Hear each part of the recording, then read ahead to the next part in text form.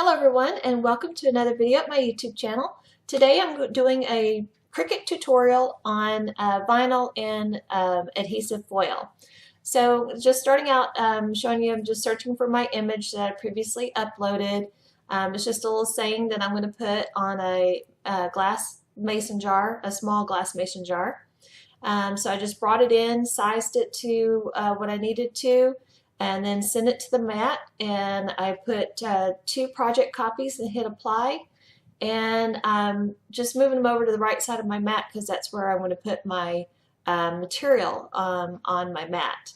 And then just hit go. Make sure you set it to vinyl if you're using just regular vinyl, the vinyl setting on your Cricut.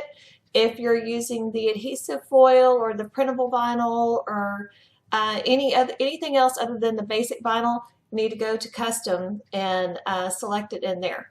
But for this first thing, I'm just using the basic Cricut vinyl, and so I just set it to the vinyl setting on my machine.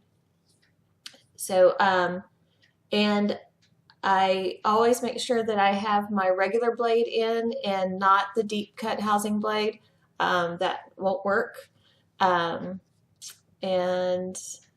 I think that's it for tips on, just make sure your machine setting is correct and that you've got the proper blade in there. And that your mat is good and sticky so it doesn't move on you. Okay, so I got it all cut out here, and I left this all in real time so you can see how long it takes. See, one of the hardest things for me is actually getting it started. But once you get it started, you just hold it back on itself and slowly peel back. I do want to say that I did 2 of these glasses, and I did not film the first one, and the first one came off quick and clean and easy. This one I struggled with some of the little letters up at the very top, and I'm talking these are little teeny letters. They are less than 1/8 of an inch tall. So the Cricut Explorer can cut these small things wonderfully, but sometimes weeding them is a bit of a challenge. But like I said, the first one that I did came off smooth and clean, and there was no futzing with it at all. It just was easy breezy. And then this one, my S wanted to stick and my A wanted to stick, and it gave me problems. But I wanted to see that it really doesn't take that long, even if it does give you some issues. You just got to be a little bit patient and just take your time and go slowly. Because if you go too fast and you don't realize something peeled up with the waste, then you got to start all over, and that's no fun at all. So, and I do use my pick a lot. Sorry, my head got in the way here. I had to look and see exactly what was hanging, where it was catching. And the S is just so tiny and has such little delicate little legs that it just got caught up in it just a little bit.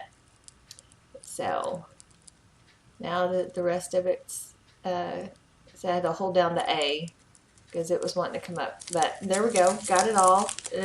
Just as I said, it really didn't take that long. And then now you got to go in and peel out the rest of the little waste areas inside your A's and E's and blah blah blah.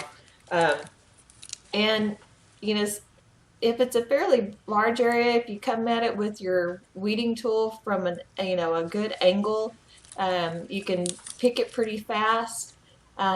Small areas, you kind of have to hold it a little bit more upright and kind of pick at it a little bit. But it's really not that bad. And I usually just stick it on my thumb because it's just easiest. It's right there, and you can keep moving pretty fast that way.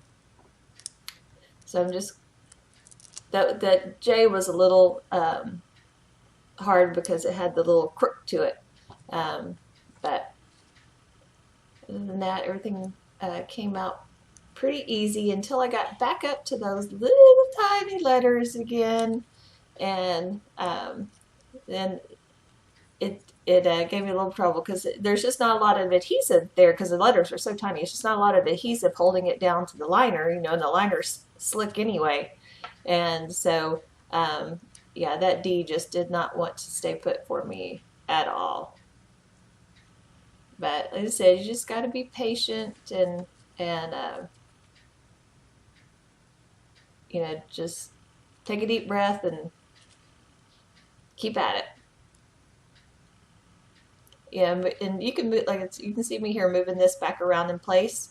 You know, you can move it around on that liner. It's not going to affect adhesive or anything. And I didn't get it perfectly lined back up, but nobody's going to look that closely at your cute little glass. They're just going to look at it and go, oh, how cute. They're not going to, you know, sit there and say, oh, your D is a tiny bit too far away from your E.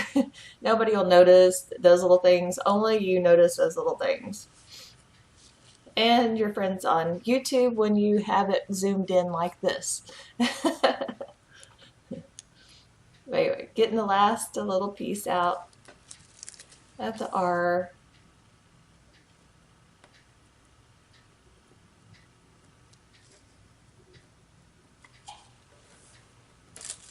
And I just take the adhesive and just dot it over all the little pieces and clean up my hands and make sure all those little pieces are gone, because you don't want anything getting, you know, stuck under any areas you don't want to get it stuck under. So now I have my little mason jar, and this is a little cute mason jar. It's not, you know, a full size. It's a little one, and you can see by my alcohol jar. But you want to just take a towel that's not going to leave lint and alcohol and rub down the surface area. That way you get rid of oils and fingerprints and, you know, things like that. You don't want anything, you know, trapped underneath your vinyl. And you don't want oils on there, you know, of course, because you want your vinyl to stick as well as it can stick. And again, here you want to make sure, peeling that liner off, that you just folded it back on itself and go slowly, and it'll come off easy.